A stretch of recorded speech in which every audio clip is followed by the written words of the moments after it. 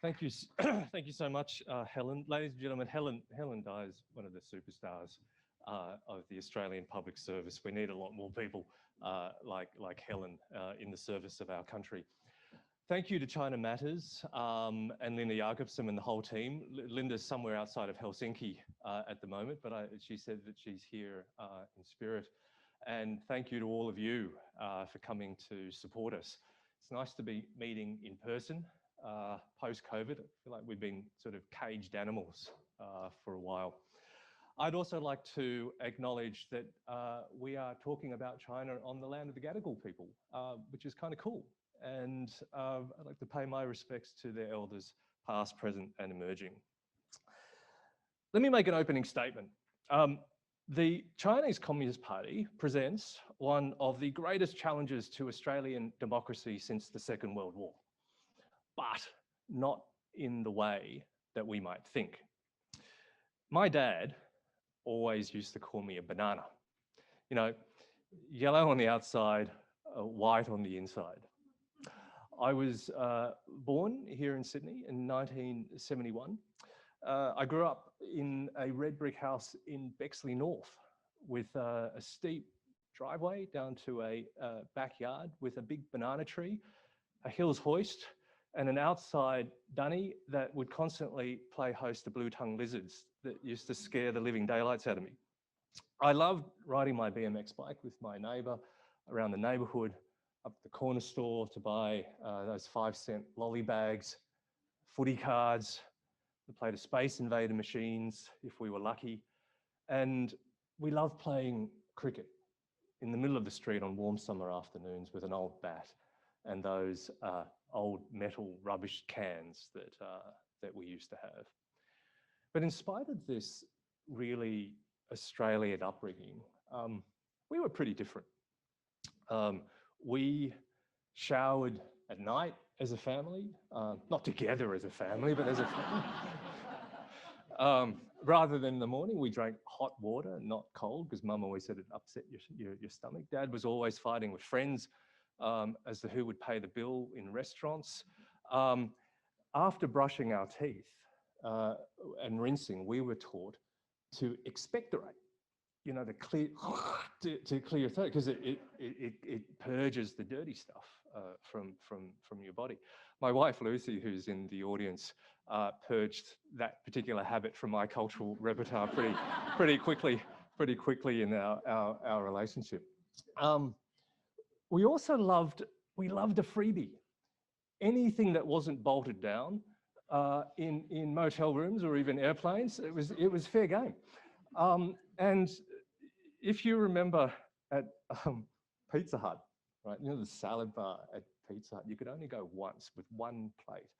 My mother had the most extraordinary technique to load enough salad on that plate to feed the entire family. I was one of only about 4 Asian kids in my year at Kingsgrove Public School at primary, and I think things have changed a bit since then. But I hated being different. And I don't think I disliked being Chinese. I really didn't know what that meant at the time. I just didn't like being different. I hated being called ching chong with slant eyes and all that sort of playground racism at the time. So I saw Chineseness, not necessarily China, through the lens of my family, my childhood, my upbringing, my identity. And to be honest, I didn't really like it at that time. Mum used to pack me soy sauce chicken wings in primary school for lunch. And all the other kids were like, oh, that's gross, what's that? And all I wanted was just a ham sandwich, like everyone else. At my first birthday party, where we had friends, Mum wanted to make me a cake. And she looked at pictures in magazines of birthday cakes. And she baked a cake, and on the top, she very carefully arranged a beautiful array of green Vicks vapor drops. I've always been in awe of my parents and the courage in their migration stories. My mum's family got on a boat from Hong Kong to Auckland, actually in 1958 with nothing but the clothes on their back. They lived the first 6 months with a Catholic priest who took them in, and they did it pretty tough back then. Pretty much every day they struggled with poverty, with discrimination. They were constantly bullied. Grandma told me about how one day my granddad was bustled out of a business deal. And that day at church as well, my granddad liked to have a punt. And because of that, the family was denied communion at church, and they were shamed, and it really impacted. It really impacted my grandfather, and my grandfather vowed. My grandfather vowed that day, never again would our family be bullied and shamed like that. He vowed that our family would be successful, that we would become wealthier, and that we would be stronger, and only then would we be safe. And this memory of poverty, this fear of poverty has stayed with my mum ever since. She remembers what it was like to have nothing. But they didn't always have nothing. My grandmother's father was the chief engineer of the Chinese Navy during the time of the Empress Dowager. And as a young sailor, he fought in the First Sino-Japanese War. And of course, the Chinese Navy was no match for the Japanese Navy then. They were obliterated. And as my great-grandfather's ship went down, he survived on the open sea for several days by chewing on a piece of ginseng that he had in his pocket. And eventually he was knighted by King George V. My grandfather's father was, believe it or not, also a knight of the British Empire. Now he was the businessman in the family. He was a very wealthy Hong Kong businessman. They owned streets and streets of property in Hong Kong, and they lost everything in the war with the Japanese. God damn it. And ended up being refugees in mainland China. After the war, my grandmother would tell stories to my mother and to us as kids about what had happened. She and my granddad were in China when the Japanese invaded. They were in Guangzhou when it was occupied by the Japanese in 1938. And although Guangzhou was spared much of the brutality of other places like Nanjing, she still saw a lot. And she recounted how one day my grandfather, who had studied in the United States and studied in Japan, when the Japanese army was marching towards their village, he approached the Japanese commander and, with a bayonet at his neck, spoke to him in broken but passable Japanese and told him about his time as a student in Japan and how well he was treated and how much he respected the Japanese culture and the relationship that he had with his host family. And the Japanese commander said to his troops, "Spare this man and spare this village." And they marched on. To the day that she passed away in 1994, my grandmother still found it really hard to forgive and forget. My grandparents told us stories about Hong Kong's history as well. You know, obviously the Opium Wars, how Hong Kong was lost to Great Britain, again, because the Chinese armies were just hopeless and underfunded and undertrained, resourced.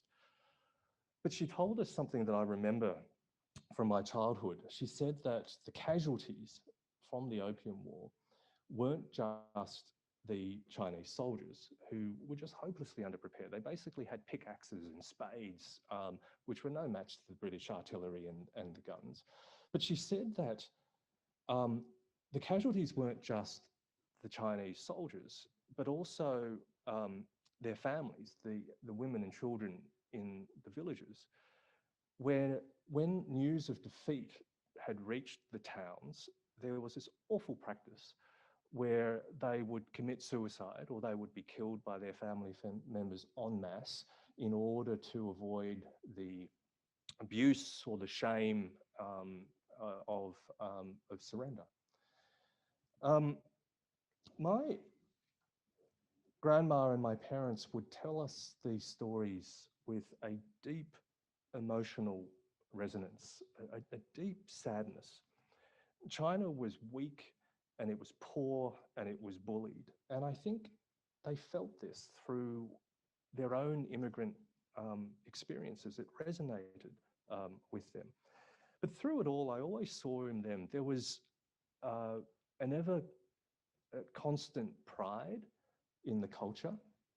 There was a steadfastness and a belief that they were part of something bigger. So now that China is stronger and it's wealthier, this resonates with my family. And like I think a lot of other Chinese Australians and the Chinese diaspora around the world, we kind of feel good that China isn't bullied and humiliated the way it once was. We want China to be successful, and it should be okay to say that and not be labelled an apologist for the CCP, particularly as our view of success should include that China becomes a force for good in the world, does better on human rights.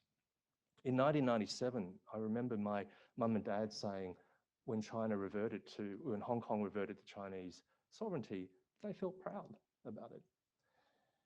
As for me, I don't think I felt pride.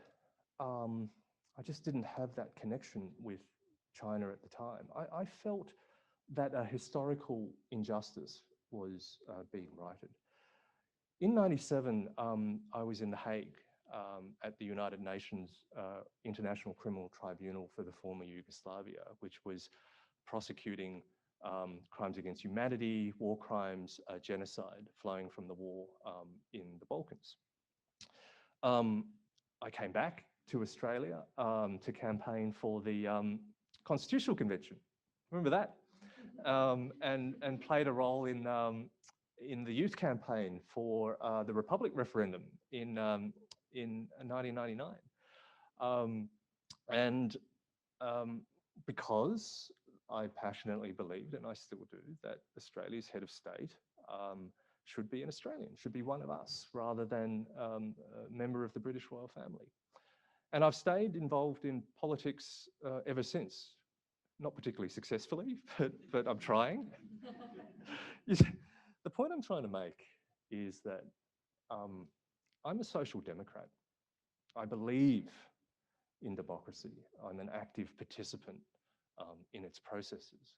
I believe deeply in individual human rights and their universality. And I believe that those who think that collective rights or community rights are more important than individual rights may well do so genuinely, until that day comes when they themselves or somebody that they really love become targeted by unjust official power.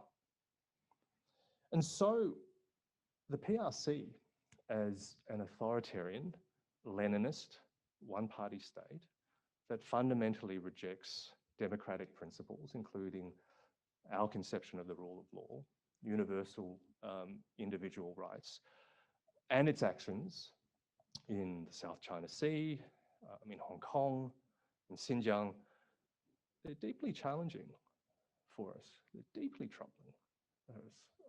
And I feel that as deeply as I feel that China, I hope, can be successful. So we as Chinese Aussies, and I don't want to speak for everyone, but certainly for me and those that are close to me, we feel this dissonance.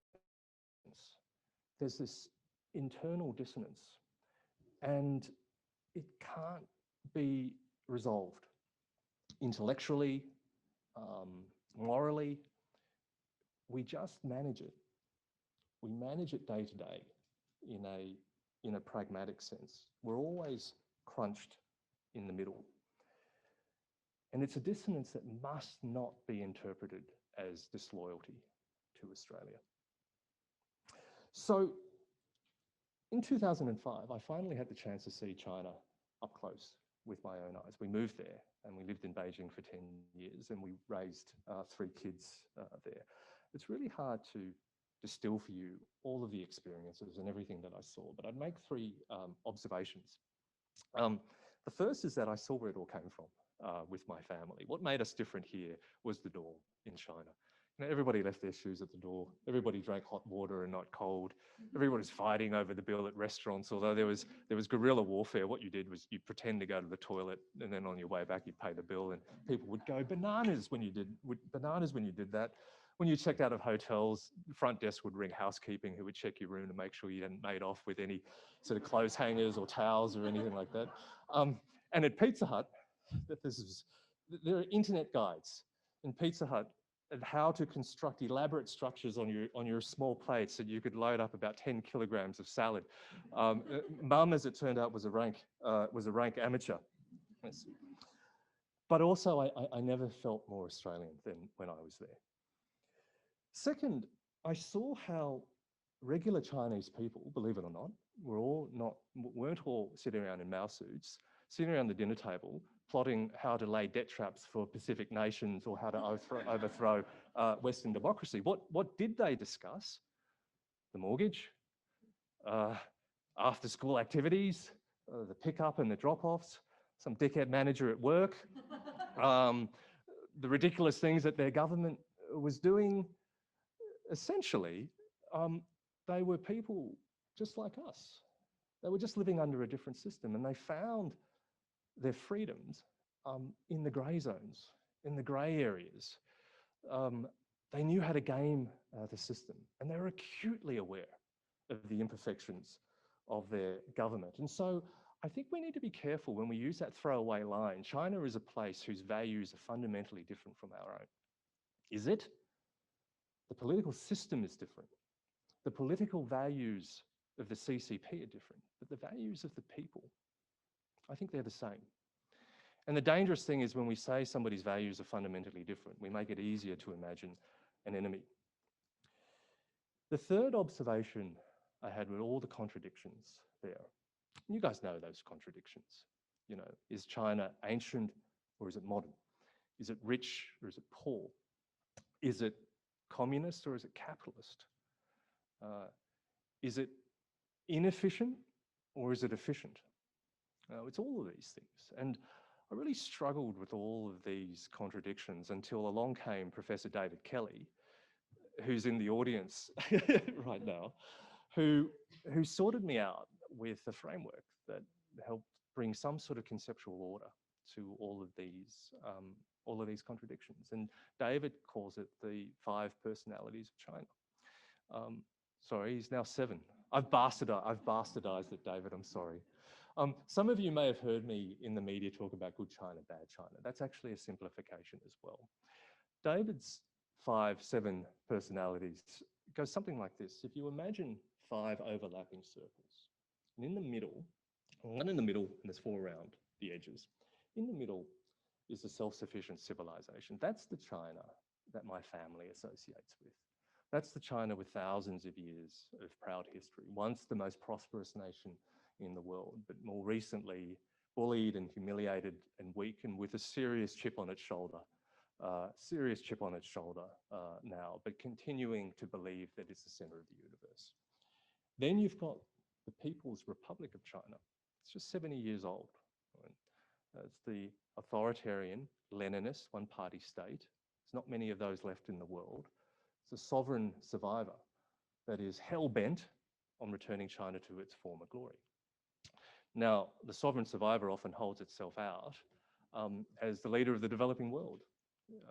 It represents the interests, it speaks up for the interests of developing countries, holds itself out as a model for their political and economic development, but expects their support politically in international forums. But juxtaposed against that, you've got another persona, China, the financial juggernaut, the investor, the trader, the businessman. That's where I've bastardized you, David. I'm sorry. And then the last persona, which David calls the herald of the high frontier. The China that can be a global leader, the China that can do good in the world, that can lead on climate change mitigation, the adoption of renewable energies, scientific research and medical research, anti-piracy, scientific discovery in Antarctica, all of these things. So these different persona switch all the time, and sometimes they're a mix and match of them. And I found them really useful to help bring some sort of conceptual order to all of the contradictions in China. What does this mean for Australia now? Let me make two framing points. First, in a fantasy world where there were no politics, and if we were completely rational about it, China would be the first country that we'd open our borders to after New Zealand. Because the rates of community transmission, the infection rates in China are pretty close to what they are in Australia and New Zealand. Also happens to be our biggest source of students and tourists, $50 billion for our economy. But the problem is we're not rational about these things, and we don't live in a fantasy world where there's no politics. So I think it's really unlikely to happen. The second framing point is, I've been asking myself, why has Australia been singled out for punishment? We know that China is really unhappy with, a banning of Huawei, the foreign interference legislation, and of course, our call for a global inquiry into the origins of the coronavirus. We know this. But it was Canada that arrested Meng Wanzhou, the Huawei founder's daughter, at the behest of the United States. It's the EU and the UK and Canada that's leading the international accusations of China and genocide in Xinjiang. But they haven't been hit with $20 billion worth of trade bans or a complete freeze of high-level political contact. Why is that? Now, some people will say that this is to make an example of Australia. So don't mess with us or this will happen to you too. Maybe. I tend to sense that there's something altogether more emotional, irrationally emotional going on here. It reminds me of a spat between two people with a really close personal relationship where there is dependence, expectations of gratitude, and when that gratitude doesn't flow, resentment. It's like a domestic, it's like a marital explosion.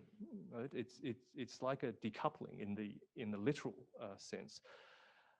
And because of this, I think Australia and China have a unique relationship amongst all sort of Western countries, which is based on three things, which again adds to this sort of extended argument I want to make that it's a little bit like a domestic. The first is location. We're in the same neighborhood. We can't avoid each other. The second is money. Our economies are uniquely complementary, as you've heard. In 2019, before COVID, our surplus, Australia's surplus from our trade with China was $70 billion, which was the same as the projected cost of JobKeeper when it was first announced. Our federal defence budget is about $39 billion. Our budget for education is about $36 billion. We are highly economically dependent on China. And the Chinese feel that we should be grateful for this. They're kind of saying, we have supported you financially for the last 30 years. Look at the great standard of living that you have, and you treat us like this? We, of course, deny that we should be grateful to China because we know China comes to us for something too. Right? And it's something that they can't get from anywhere else. Well, that's not true. They can get it from the Brazilians and they can get it from the Africans, but it's not as good as ours. And China really needs it. And it's iron ore. And it's not sexy, but it kind of is. The third thing is the kids. We've kind of had kids together. and that is the interconnectedness of our people. The proportion of Australians with Chinese descent in the Australian community is about 5.8%, which is more than any other Western country. It's more than the United States, which is about 1.5%, the UK, which is about 0.7%, and even Canada, which is about 4.6%. And so our futures are interrelated, interconnected, and we can't pull apart, we can't just bust up this relationship without it involving a tremendous amount of pain and a tremendous amount of risk. So based on that, what should Australia's approach to China be? Number one, we need to have a much more nuanced, less black and white, less extreme, less rhetorical approach, less ideological approach to China than we do now. And we need to build the capability for that. One that can encompass the multiple personalities of China, that can push back hard against the sovereign survivor when it needs to, but deeply understands the particular emotional psychology of the self-sufficient civilization, that has a great mutually beneficial economic relationship with the investor, trader, businessman, but also has the headspace, the strategic space to partner with the herald of the high frontier. The overwhelming geopolitical issue of our time is obviously the relationship between the US and China, right? And whether those two superpowers can find some new equilibrium that can avoid armed conflict and hopefully do something to solve the big geopolitical issues of our time, climate change, poverty, global pandemics, terror, etc. What's Australia's role in this? A narrow way to look at it is, which side do we pick? I'd like to think a much better way to look at it is, how do we help the two superpowers find that new equilibrium? We have to remember the overriding objective of foreign policy and the international rules-based order is to prevent war. Number two, we spoke earlier about the dissonance experienced by many Chinese Australians and their challenge of being caught in the middle. I'd argue that's also Australia's dissonance. Australia faces the same dissonance, the same challenge of how do we walk that line between our values and principles, our interests and what we stand for, and how we act pragmatically day to day. So if we were smart about it, we would enlist more Chinese Australians to help us formulate this strategy, because they intrinsically understand the tension here and the need to walk that line. But unfortunately, I think that's unlikely to happen again. And the reason is this, and this is the last point that I'll make in this address. Remember that the poster that was used to promote this event? That happened in 2013. That was way before coronavirus, the current geopolitical tensions with China. That was just kind of, racism BAU, right? That was just business as usual kind of racism. But since then, it's gotten a lot worse, and we've all heard about the uptick in anti-Asian hate. But I think that there's something else that's even more concerning, because I think that it's less visible, and I think that it's more widespread, and that's distrust. Distrust of the CCP and the PRC very easily translates to distrust against Chinese Australians. And it's tremendously dangerous for three reasons. One, it disenfranchises us. Right? It makes it less likely that we're going to get a job, we're going to get promoted, we're going to get our security clearances, we're going to stand for office and be elected. And that means that the already hopeless underrepresentation of Chinese Australians in positions of leadership is probably going to get a lot worse moving forward. The second reason why it's terrible is because it actually drives Chinese Aussies into the arms of the CCP. Because the CCP have a strategy where they're trying to charm and entice Chinese Australians into their bosoms. They kind of say, look, you'll never belong in Australia. You see, Australia doesn't trust you. They don't treat you as one of theirs. You'll never be truly included in their society. But you know what? You're one of us. We need to be really careful that we don't facilitate this particular narrative. But the third reason, which I think is the most important one, this is the greatest damage that can be done to Australia's democracy is through this distrust. Australia says that it is standing up to the PRC or the CCP in order to defend and protect our democratic institutions and our values. But if we come to distrust and to disenfranchise about 1.6% of our, 5.6% of our population, about 1.6 million of our fellow citizens, simply because of their race, what damage does this do to our social cohesion and our values as an open, egalitarian society? When Chinese Aussies are afraid to speak up and say anything vaguely positive about the CCP or the PRC, what does this say about our much vaulted values of free speech? Just as they self-censor because they don't want to say anything negative about the CCP. It's authoritarian regimes that distrust their own citizens, not confident liberal democracies. And we have to resist a suspicious overreach that would leave our core values debased and disfigured, as witnessed by the shocking violence in Washington in January this year. Sometimes the greatest threats to democracy come from within, not from without. So how does Australia, what's the best way that Australia can meet the challenge of the CCP?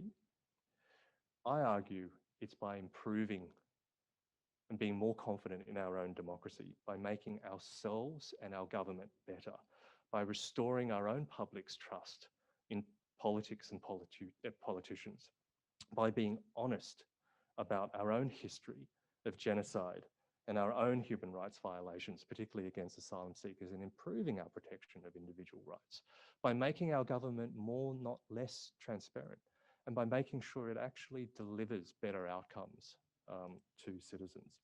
In other words, if our objective is to defend and strengthen our democracy, we should be obsessing less about China and obsessing a little bit more about ourselves. In doing all these things, if we can give Chinese Australians a true sense of belonging that they do share equally, and especially in the past, present, and future of our country, if we can do this and empower Chinese Australians, that would be the greatest expression of the strength of our liberal democracy and our confidence in it. Thank you.